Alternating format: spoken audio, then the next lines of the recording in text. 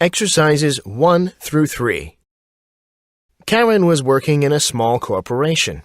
It was a cozy work environment, and everybody knew everybody else. She liked her job and was fortunate to work under the supervision of an easygoing supervisor who trusted her and allowed her enough space to fulfill her tasks with pleasure. However, not everyone was as fortunate as Karen.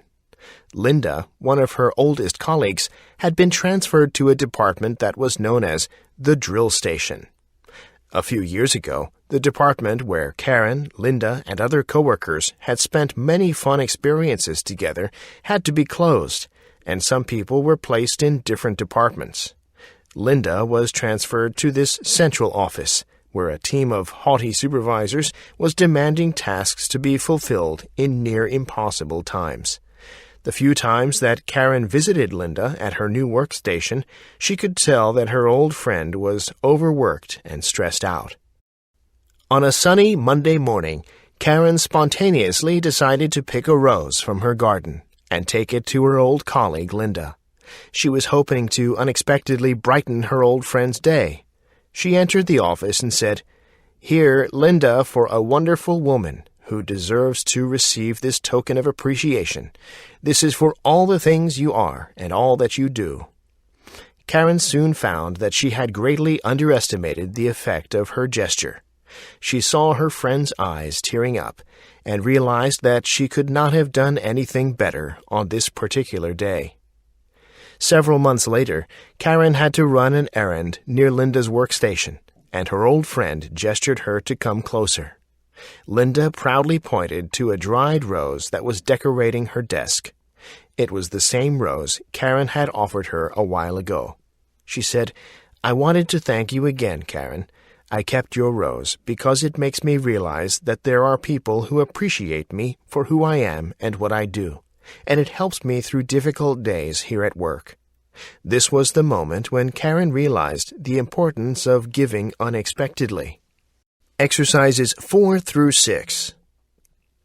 Douglas Maurer, a young teenager from a small town in Missouri, had been feeling ill for several days. His temperature was stuck at 103 degrees, and he was suffering from flu-like symptoms. His parents finally took him to a hospital, where blood tests revealed one of the most agonizing reports that any parent can receive. Douglas had leukemia. During the next 48 hours, the youngster endured many tests and chemotherapy. His mother stayed at his bedside for 5 days. His doctor was quite frank. The young man's condition was very serious. He would need chemotherapy treatments for the next 2 years. Side effects would cause him to lose all his hair, and his body would be bloated. As you might expect, desperate Douglas began to slip into a deep depression. A friend stopped by the Bricks flower shop in St. Louis to purchase a unique floral arrangement for Douglas. "I want it to be extra special," she stated. "It's for my friend who has leukemia." "Okay," promised the florist. "I'll make it as bright as I can." When it arrived, it was beautiful to behold. Douglas opened the card from his well-wisher, read it, and offered a polite word of thanks. Then his eyes spotted a second envelope. Where did it come from? He carefully opened it and read, "Douglas, I work at Bricks Flower Shop. I took this order. I had leukemia when I was 7 years old. I'm now 22. My heart goes out to you. God bless you, Laura." The youth's face lit up. His mother declared, for the first time since he started his treatment, he has received some hope. A simple card from someone he'd never met gave him a ray of hope that he, too, could win the battle. Often it is the little extra things we do that make such a difference. Loving actions, encouraging words, a note of hope. Exercises 7 through 9. Sam was an 8-year-old boy who was known as a behavior nightmare. He was commonly referred to by teachers, parents, and students alike as a bully and deviant. His English was poor and his schoolwork terrible. He was a big boy for his age and had very little parental support or guidance. His grade 2 teacher despaired of him and in many ways was even afraid of him. She would start each day expecting trouble and knew she would have to punish him in some way for his unruly behavior. Sam was beginning to be her worst nightmare. Being a very professional and caring teacher, she struggled with Sam for half the year, but finally broke down and demanded the principal do something about him. While discussing the situation with the principal, she drew on her past experience and training. She suggested placing him under in-school isolation, developing an individual behavioral management program for him, getting some medical tests, and, if all else failed, expelling him on the grounds that he was a danger to others in his class. She claimed that if action was not taken, she would consider resigning.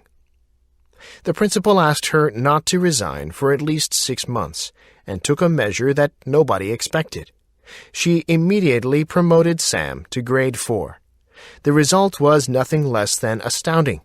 In his new environment, Sam was with students that he admired. There was no one smaller around for him to bully.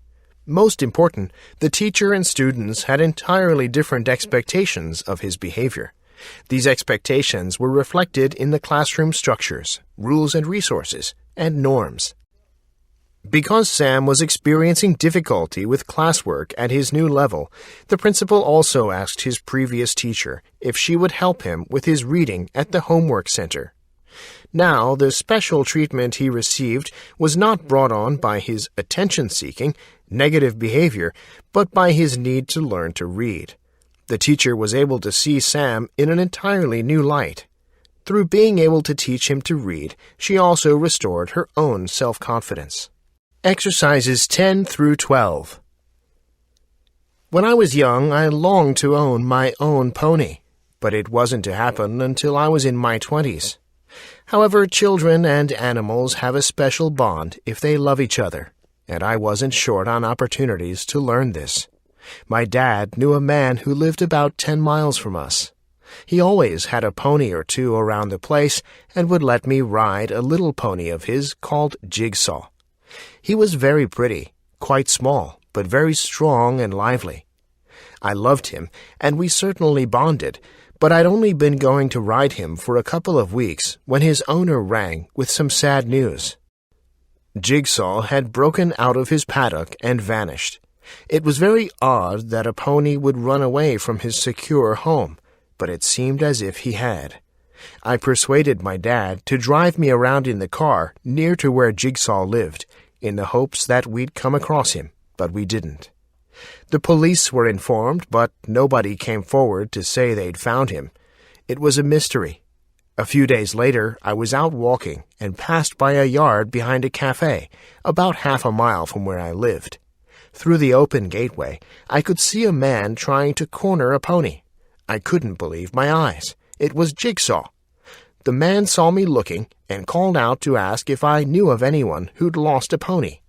Even he couldn't believe it when I told him the pony had come from the town 10 miles away. To get to this place, he'd had to cross 2 major roads and make his way through acres of woodland and farms. The fact that he'd ended up in my backyard without anyone seeing him was really odd. Although he'd been acting wild with the man who was trying to catch him, he calmed immediately as I walked up to him and tamely allowed me to put a halter on him. Why did he run away? How did he end up there? Had he been trying to find me? I really think he had.